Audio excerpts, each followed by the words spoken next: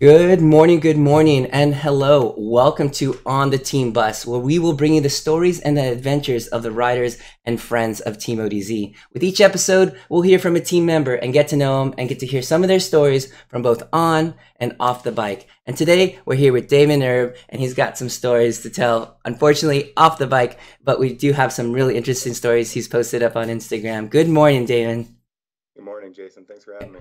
Good. I'll just give a second here. I'm going to go ahead and get this shared out. But why don't we just start kind of from the beginning and kind of how your story with our team, with Team ODZ, how you came about to learn about us, and really a lot of us came to the team and with indoor training, and maybe you could tell a little bit us about that story. Yeah, so I think I found ODZ was probably 3 years ago doing the usual winter training. Swift was still pretty young, but just spinning around the Watopia course, and there was a group of guys that went by me. I was going pretty hard at the time because I didn't understand a whole lot about training, so I just went hard all the time. And a group of guys blew past me, and I was like, "Whoa, I got to try to jump on those guys' wheel." And I did for a little while, and then you guys dropped me like a bad habit, and I was like, that was a lot of fun. And I have to try to find those guys. And then it was still when we were meeting at the starting line. There was just Oh the random yeah. starts. So I started meeting up with you guys at the usual start line, and still kept getting dropped, but had a lot of fun with it, and just kind of grew from there. Yeah, super fun times back in the day. Just kind of simpler days, right? Just log. It turned on. It logged on. You go to the start line. You chat And up, and wait. Yeah. That's awesome. Cool. Looks like all of our channels are working and we are going. So that's great. So I guess maybe stepping back a little bit, kind of tell us maybe a little bit about yourself and where you're from. Yeah, so I'm from Littleton, Colorado. It's a suburb just outside of Denver. I've been here I think we've been here 9 years. I lived in Utah for a couple years before that, and then for California for 5 or 6 years before that. Southern California. I started doing most of my riding when I was in Southern California, so around 2002. Picked up a mountain bike and started to ride with a group of guys from work, and I kind of grew from there. Rode a little bit more when we moved to Utah, started to get a little bit more serious about it. Mostly mountain biking, was a little bit more road biking there because there was a good group of road bikers that rode during lunchtime at work, and that's where I first started racing as well. Nice. Um, yeah, Yeah, so you got nice little blend between mountain biking. I know you do more off course, off-road stuff. You kind of enjoy that. I was gonna ask you, oh, where in Southern California? Did you live and ride? Palmdale, Lancaster, just outside of LA. Nice desert. Very cool, very Yeah, cool. high desert, Yeah. windy, Hot. always windy. Always windy, always hot. You don't need a hill, just turn around and go into the wind, right? Big wind, yep. That's pretty awesome. That's pretty awesome. All right, let's see. What about let's talk a little bit about gear. We'll talk about your bikes, kind of what's in the stable. What have you got? So the bike I ride the most now, I've got a 2012 Santa Cruz Tall Boy, so it's a carbon frame, full suspension, kind of a mid, all mountain kind of bike. Hmm. Not really race, not really downhill. Good mix of bike. And then I've got a 2008 Specialized Epic that I ride. It's got a crack in the frame, but I just ride it every now and then and just kind of keep an eye on it. And then I have an old hardtail from 2003 when I started riding, that I just kind of keep around as a spare and as a loaner. Nice, Um, nice. and then I have one road bike. It's a 2001 Trek 1200, excuse me, aluminum frame, carbon fork. It's probably got Oh a yeah, thousand miles on it. man, So that's the one I you ride could on the trainer. you could beat on that one hard. Yeah, that's Yeah, I good. feel. Yeah. Tell me a little bit about we're talking about trainers and trainer bikes. What's your setup like for your indoor training? So I have just a real simple travel track dumb trainer. Oh yeah.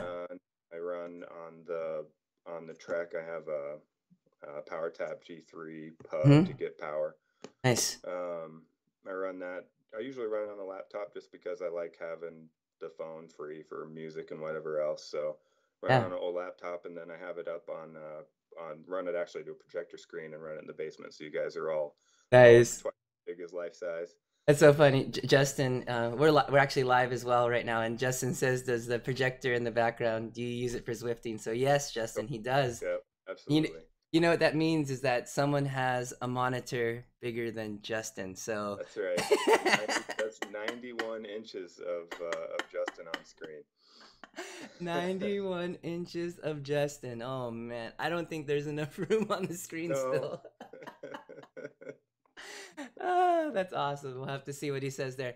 Great, great. So really, a lot of the reason, we wanted to bring you on is because a lot of us are roadies, but you do a good amount of off-road riding.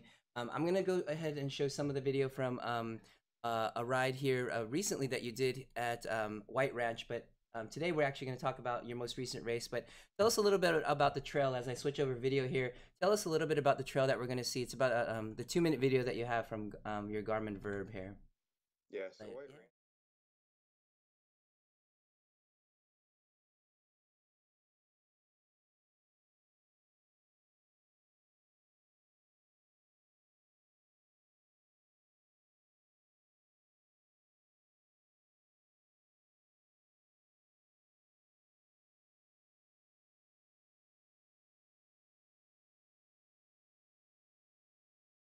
So super cool there. Damon's got really good video that he brings in.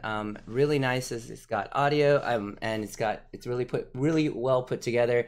Is it usually a chest mount that you use? What do you usually use, kind of with the mix up there? Yeah, it's all chest mount. I've tried a few different places with the helmet, handlebars, looking off the back of the bike, but the chest mount seems to be the most stable. It gives you a good view of the bars. Feels a little bit more.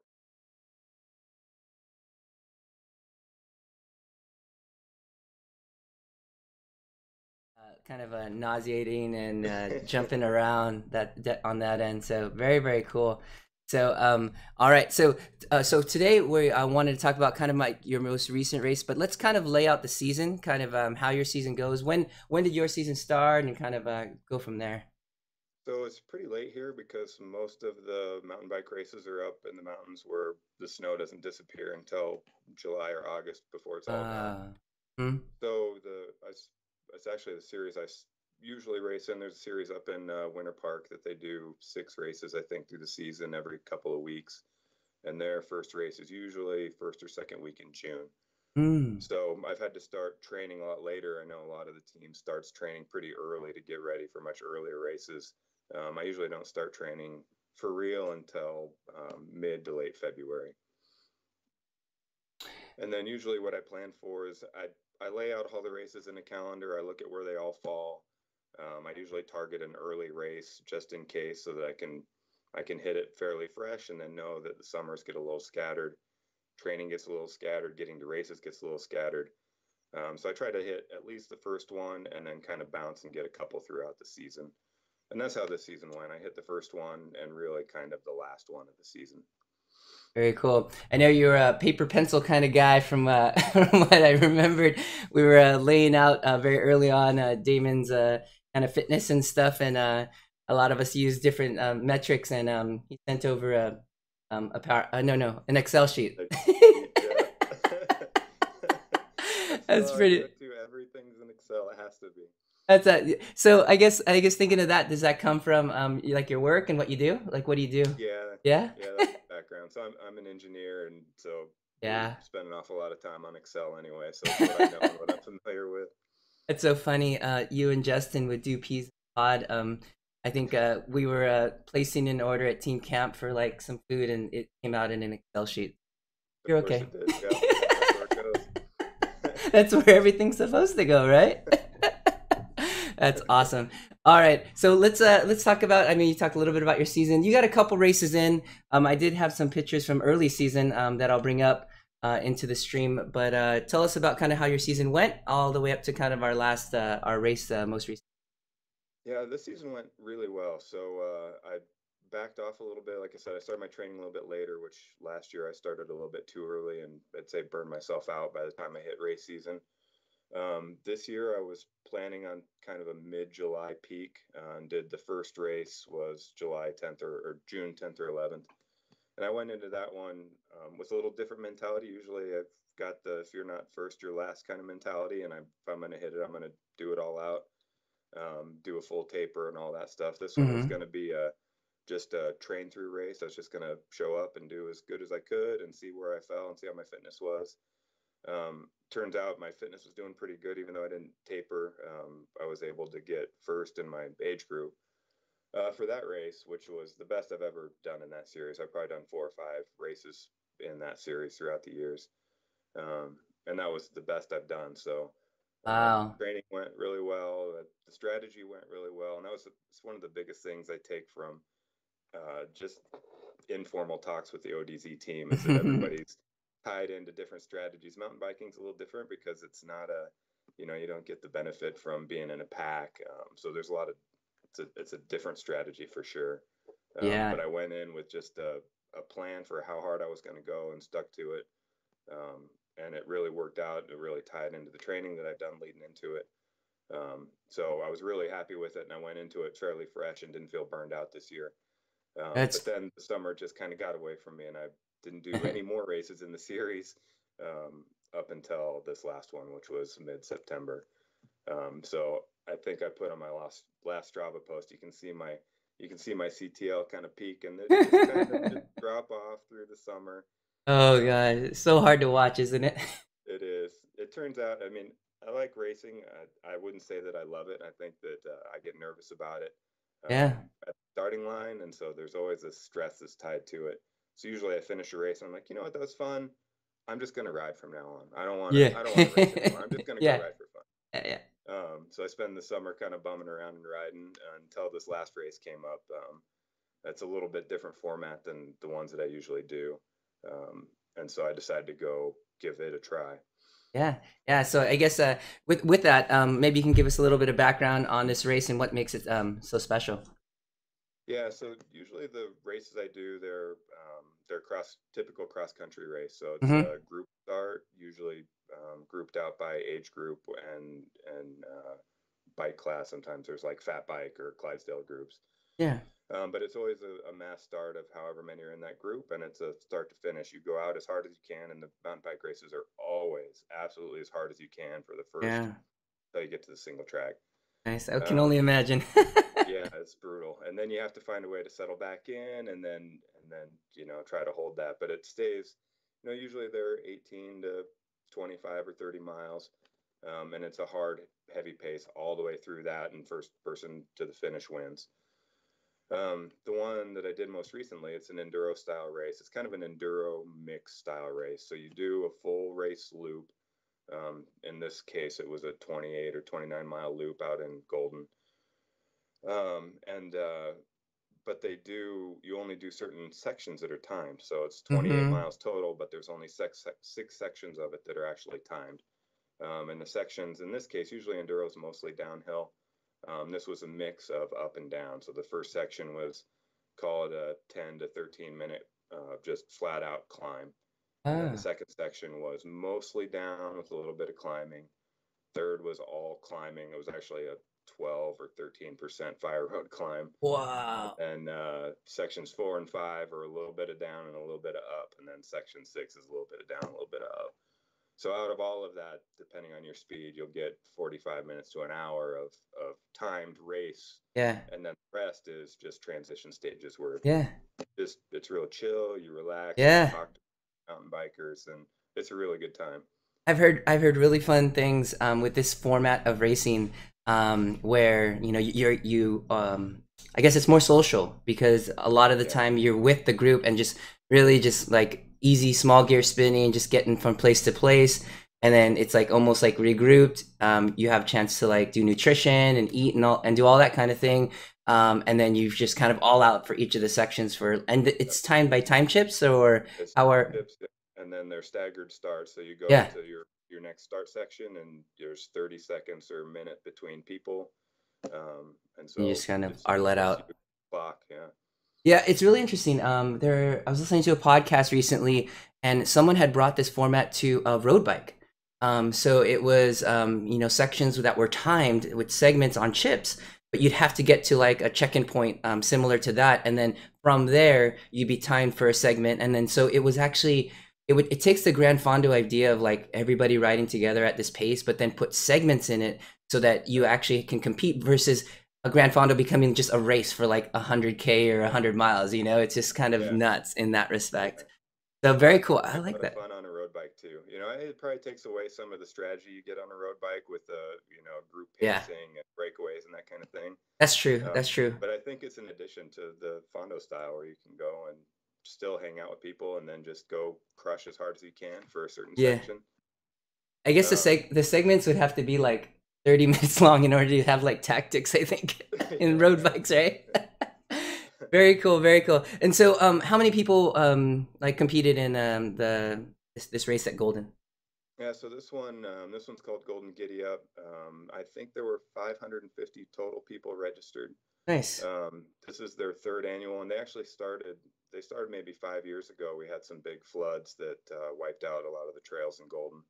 So a group got together and started working with the county, helping to rebuild the trails because the county wasn't able to get to them all fast enough.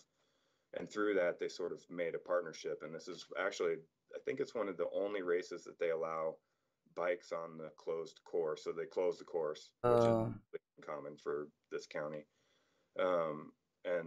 So they close the whole course, which is another good part is, and probably why I got into a little bit of trouble mm-hmm. is we can ride all these trails all the time, but they're multi-use trails. So there's hikers and dogs and kids and other bikers. Yeah. And so you always have to be careful coming around a corner or going downhill. So in this case, it was wide open. It's closed course. You go as fast as you can through Wow. the entire thing. So this group worked really hard to get these trails open for us to do this section, and people really responded to it. A lot of people who don't want to race at all are like, well, I'm going to do it just to support this crew that's rebuilding Yeah. the trail. Yeah, and It started so to grow for sure. yeah, yeah, yeah. So I mean, this closed trail idea or getting access, it's almost like you want to preserve these trails for people to be able to have it as multi-use, but it takes work. I was looking at your number plate for this year, and it was it a dig up? Just pulled it up a second ago. Just is dig to ride is that so that Right, yeah. yeah, yeah, yeah. So behind that, that's like the group of people that are kind of responsible for maintaining this and being able to do this sort of thing, huh? Yeah, so I Yeah. mean, more and more are you seeing trails like kind of not being available to be used and not to be able to work with? Wow, that's Yeah, nuts. yeah, and it's some of it's resources with county or state or whoever maintains the trails, which is where these guys come in, and they do a good job of not just them, but getting volunteer groups to come out and say, hey, if you're gonna come ride, stop, work on the trail for a while. We'll go have a beer afterward. Oh, Come have a good interesting. time. Let's get the trails. The other thing is advocacy for mountain bikers. So as more and more bikers get on the trail, there's more and more less than positive interactions with hikers or runners or whatever it is, because we're always moving faster than that group, and it doesn't Mm, take much to scare a hiker off the trail. So some of it's that's true. um, building up the positive respect towards everyone that's on the trail and teaching mountain bikers how to use the trail safely. I like that. You'd have to put all the motorists into a room with all the cyclists that we get and we have to all get along. I know that there's a little meme that talks about when we all drive past another cyclist, there's a certain amount of space, like someone who doesn't know a cyclist, they'll like ride right up against your handlebars. Yeah, If you kind of know someone who rides, it's about 3 or 4 feet. But if you know a cyclist, it's like you're on the other side you're of the like right on the road. other shoulder. Yeah. Yeah, yeah, just to make sure you don't want to scare them, give them no space, give them a thumbs up, that sort of thing. So very cool. All right, so bring us to the race, bring us to the morning of the race, and kind of how it went for you in each of the segments. Yeah, the race, like I said, it was really chill at the start rather than the big crazy start. Yeah, So my yeah. since I signed up a little late, my start was at 10:30, which was pretty late. I think they started running people at 8. Did the first transition to the first stage and kind of figured out what it was like with everybody just, riding along super slow and just chit-chatting about bikes and trails. Got to the first section, which is called Chimney Gulch. It's I don't remember the distance, a couple miles maybe. Mhm. Really rocky, steep, kind of 10% average grade, Uh, rocky trail. Um, and I felt awesome on it. Like it was my yeah. time to go, and I just like absolutely hammered it. And after, because I didn't get a chance to turn my timing chip in, which we can Uh, get to in a minute, I don't show up in any of the final results, so I can't see any of my times against the stages to see oh. where I was falling. So I of course went to Strava and stalked people that did have timing results, and then checked segments Yeah, of yeah, yeah. Strava segments to see where I fell. Um, and I came first stage was great, so Awesome. fastest of anybody in my class as far as I can tell. So I was sitting pretty good at first stage and feeling pretty happy about it. Just felt good. And then the transition to the next stage was the rest of that trail. We did about half of it as a Mhm. race, and the rest was up that trail. Yeah. And again, just chill and relax, riding on to the next one. Um, to the next section, which is one I crashed on, called Enchanted Forest in Apex. So was this a kind of a rolling one, or was it all downhill? It was kind of what? This one Tell was us about it. Yeah.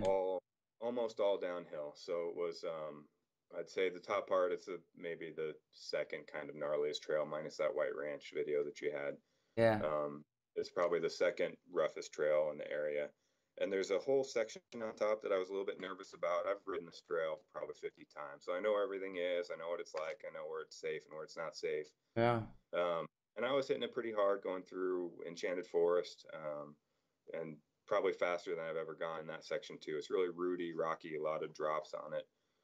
Got through that section fine, felt pretty good once I got through that. There's one more fairly technical section on Apex that I was definitely focused on because there's a lot of places for things to go wrong, a lot of big rock sections.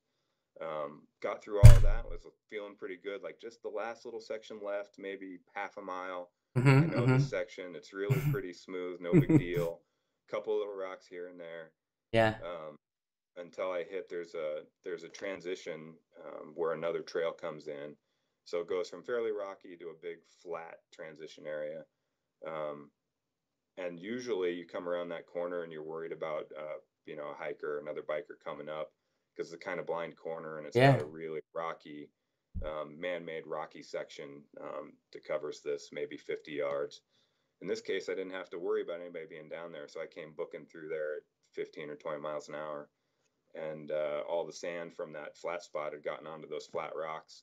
And the instant that front tire hit those rocks, it was over. I didn't even know, didn't stand a chance. Uh, Front end just disappeared, and the whole right side of me hit the ground.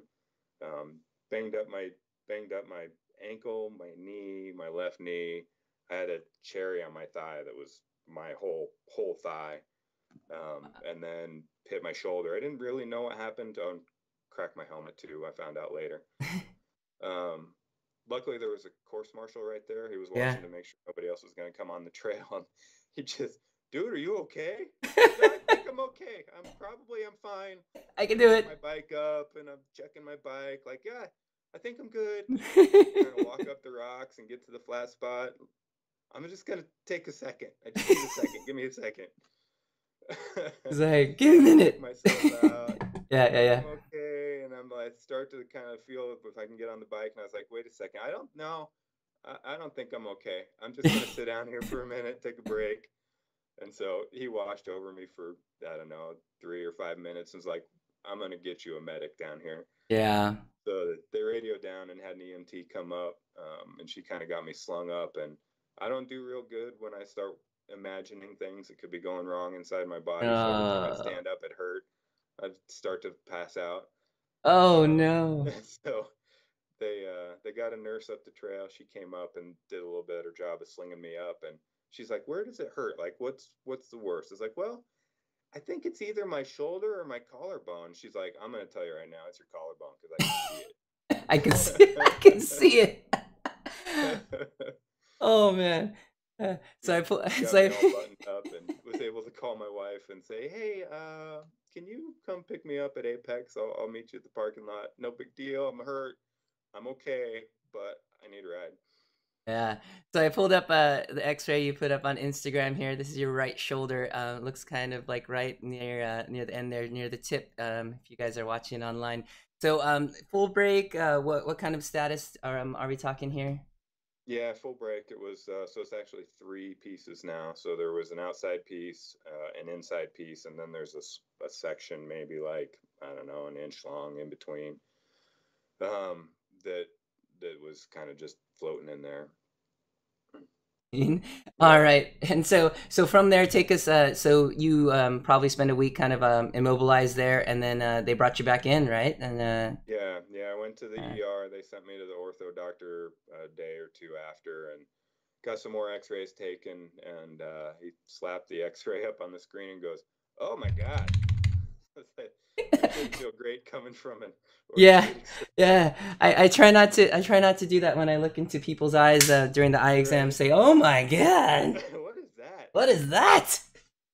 He's like, well, sometimes we can just let these things. He's like, actually, most of the time now we let them heal. If they're a Yeah. little bit separated, we manipulate them back into place. Mm-hmm. But you're going to want to fix this one. So we scheduled surgery for a couple days after. It's been 2 weeks and change now, where they put in a titanium plate to span all the way across, and then Yeah. 10 screws to piece all the pieces back together. Yeah, the video's up on the live stream now. Yeah, that is pretty gnarly hardware. So how are you how are you feeling kind of right now with obviously you're immobilized your right shoulder there. And then kind of how is that affecting kind of everyday movement and things for you? It's surprisingly, it doesn't hurt a lot, which is great. I think the worst Yeah. part of it was swelling. A lot of swelling from the shoulder just went into my arm, so my arm was just huge. Yeah. That was actually probably the worst of it. I had maybe one night where it hurt a little bit, where it just felt funny. Uh-huh. I can't tell if it's just because it doesn't hurt or because there's not a lot of feeling now. They just kind of, I think they cut through a lot of the nerves on the way in. So maybe a blessing in disguise. Everyday function, I'm out of the sling now, so I can use my arm. I just can't put any weight on it. So I can do most things as long as I can lift everything with my left hand. And I got the okay to get on the trainer at least, so I Okay. did that. That's Yeah, so exactly I what I did was it. gonna ask. Yeah, I did a quick little spin on Zwift yesterday morning, There trying you to go. figure out whether I should sit up or lean forward with one hand. I found the hardest part is actually shifting because that's all right hand, and On the there's right hand, one right? up there. Yeah, so I have to lean forward and Lean reach across, reach reach with the across. left shift. Yeah. Yeah. So I got 45 minutes in yesterday. It was nice to do something besides kind of the walking around the neighborhood. Um, Yeah. so now it's 8 more weeks without any weight, no weightlifting or anything more than 5 pounds, which I took to mean also don't get on a bike and put weight on it. Yeah. And he told me for sure no real bikes for at least 8 weeks until he gets to look at it again. Yeah, that sounds smart. That sounds smart. So yeah, so a lot of times with that full break, they've got to go in. But from what I understand and what I read, the rehabilitation is actually quite good because there's something in there to kind of keep it connected versus you are the person who's just keeping it close so that the body can kind of put it together. So it's Right. almost a situation that can work out. I'm Yeah. sure there's enough team riders that have had this happen that can give us some not condolences, but reassurances that this can work. I know Yeah. Patty's jumping on the live stream, and when I posted up the picture, he's got that emoticon with the big eye saying, "Whoa, yeah, that's snapped." And if anyone else knows crashes at high speed, Patty's one, and we definitely need to get him on this. He's got some fun adventures, but he's wishing best to you and a prompt recovery. And bike Thank is you. definitely so yeah, so great story today, Damon. I think it's just been fun to kind of get an idea of what people do kind of off Zwift, and I know you're one of our time riders for the team and a kind of a team friend. Really been involved from the beginning, so wanted to thank you for that. You are what makes our community fun, online and kind of it's been great. Yeah, thank you. I love this. I love. I saw the on the bus with Bussy. Yeah. I love getting to know even the people that we know long term. It's great to get a little bit deeper and hear their stories for sure. Yeah, it is fun. And it's a fun little jaunt with you today. I want to thank you for your time. I want to thank all the live viewers for watching here. If you have any questions for Damon, go ahead and post up. I will also link him here. If you have questions about any of his races or just want to give him well wishes. And again, Dan, thank you for your time early this morning and have a great day. Thanks, Jason. No problem.